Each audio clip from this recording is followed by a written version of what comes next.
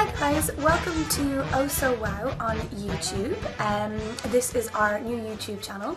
My name's Jane and I am going to be showing you today how to do a 1940s inspired makeup.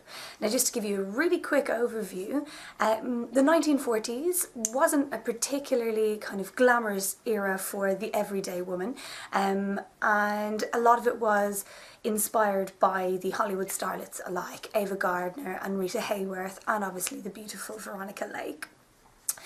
But what I'll show you today is the really simple basic makeup and also a hair tutorial to follow too. But we'll add a little touch of glamour to it anyway. So what I'm going to do is I'm going to crack on with some foundation. You might notice that I am baring my face to you all, completely bare-skinned. I am very fair and I am now showing you all of my little insecurities. So what I'm going to do is I'm going to start by putting on foundation. This is a creamy foundation. I generally like to use a liquid foundation, but I'm going to use a creamy foundation in keeping with the era because obviously women wouldn't have worn foundation every day, but usually when they did wear foundation it was the pan stick. I think it was the Max Factor pan stick. So I'm going to, let me nudge a bit closer to you. So I'm going to just literally pop it on from the nose outwards in downward strokes. Okay, and I'm using a really great sponge. This one's from MAC, but you can get one called the Beauty Blender, and it's really famous. I think like celebrity makeup artists use it all the time. Bring that right up under the eye. It's really handy. You see this little kind of point? Lets you get right into the inner corners, so you don't have to like muddy up your hands as well.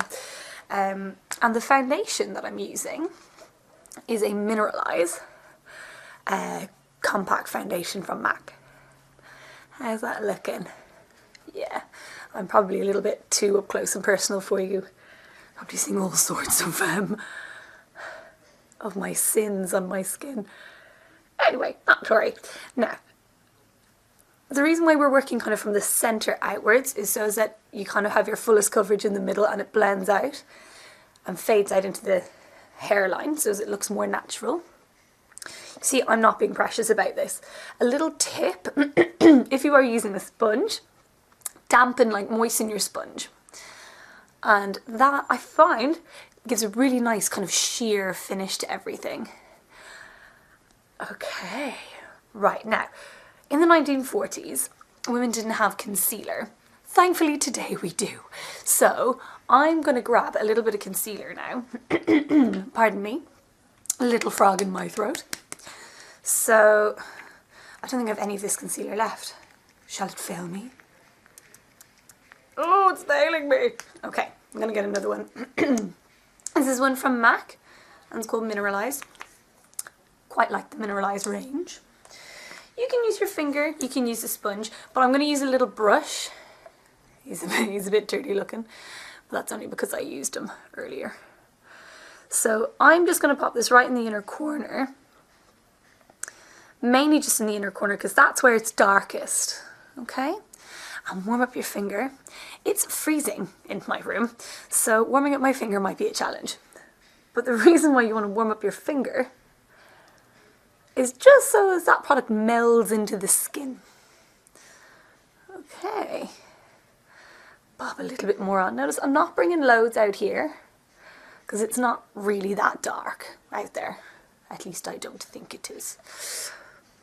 Okay, so right in the inner corner. You see where I'm going? And just underneath the eyelashes as well. Okay. And blendy, blendy, blendy, blend. Yeah, because as much as we are inspired by retro makeup and vintage makeup, we like to add a little bit of a modern twist, right? Because we've had some advancements. Pop a bit under the brow, because to be honest with you, for your highlight, you really don't want to use anything shimmery if you're trying to stay true to that classic look. So this will help when you pop a nice light eyeshadow on there. Okay. Boom. What are we thinking? It's not too bad. I might just pop a little bit more on if you don't mind. Okay, just because the camera is unforgiving. Oh, lovely. Oh, it feels so good to have foundation on my face. This is a really nice formula. I think you just need to make sure that whatever formula you go for in foundation, it's not too heavy for you and it's not too rich, and that it really suits your skin type. That would be my advice. Because if you've got oily skin and you put something like this Mineralize one on, this kind of creamy one, it's just going to look like some oil slick. And if you've got dry skin and you put like an oil-free formula on, like the Studio Fix Fluid, let's say, or something, oh, you'll be shriveled up like a prune. I put it on one day and it looked awesome, and then later on in the day I was kind of walking around, my face was like this. Yeah, it wasn't comfortable. So you just really need to check out what your skin type is first and then make your purchase for foundation. Fabulous, fabulous.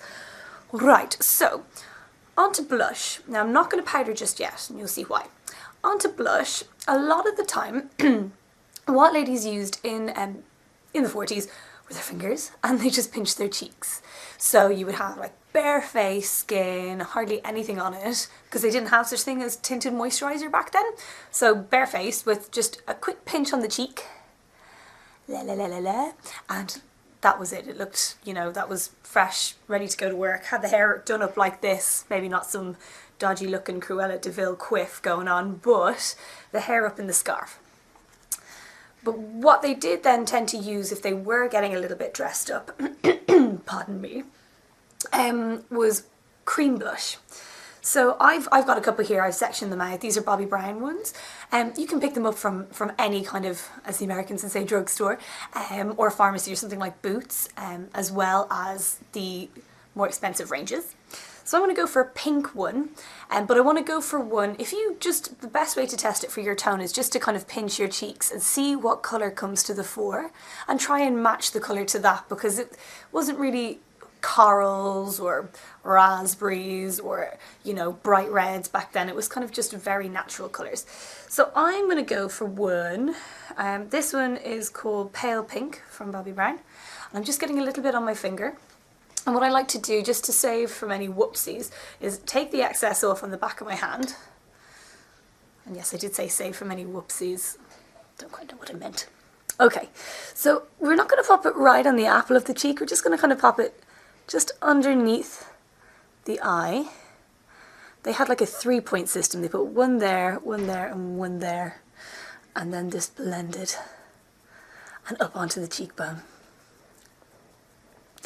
There are some absolutely amazing tutorials out there that go really in depth into like the cosmetic application and industry in the 40s. People I can't recommend enough would be like the Glamour Days YouTube channel. So amazing. I think I might have already mentioned that. And also Lisa Fremont Street. She did like a little bit of History Repeats Itself series, and that was great. So it's really, really informed. And you can kind of, if you're really interested in that whole retro vintage scene, you can kind of look all that up. So can you see I'm just really putting such a small amount, and it really doesn't translate as being a lot on camera. Like really very little. Is that kind of showing up? Smidge? Just a smidge. Fabulous. Note I tend to say that a lot. I will try and stop saying that. Next, we're going to put a little bit of powder just on the T-zone, because obviously formulas for foundations weren't as lovely as they are now. So my foundation's quite a glowy foundation, it's quite radiant, whereas they were a lot drier and more matte looking. So I'm going to powder mainly down the T-zone, okay? Let me just get my mirror again. Hang on, there we go. So the T-zone just being kind of like your forehead, your nose. Oh, my little sponge looks a bit mad.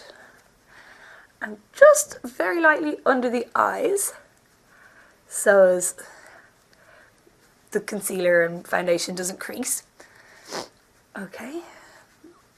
Now the reason why I'm powdering now, you can go over your cream blush now if you like. The reason why I'm powdering now and I didn't powder before is because the general rule of thumb is you keep all your cream products together and then keep all your powder products together. So we did like a creamy foundation, creamy blusher, creamy concealer all together, and then we set it with powder. Okay, if you were to use powder blusher, you would use powder blusher after this step. Okay. Something else that I found interesting was that they didn't really women didn't really have bronzer or like contouring tools back then. So to help accommodate or to make the face look more flattering and more similar to the ideal face shape of oval, they used a lot. That's kind of why hair was focused on a huge amount as well, because it was more inexpensive than cosmetics. So they would kind of shape the hairstyles differently, but also they would use blusher to kind of do a little bit of shading and contouring. We don't need to worry about doing that now, but that's basically the first step. Get your base on. It's quite pale. I mean, I'm pale anyway, and quite matte. See, not really any shine, no shine, and just a very small amount of blush. Alright, so that's the end of the first part. We're going to crack on next and look at eyes and lips then afterwards, after this. So if you enjoyed it, click on part 2, and why not follow us on Twitter at o_so_wow, or subscribe to the YouTube channel, because you're here already, so why not? And that is World at Wow. So give us a follow, subscribe to us. You can see how many videos we upload and see what kind of things we have to offer for you guys. Anyway, this has been great fun. Tune back in for the next step.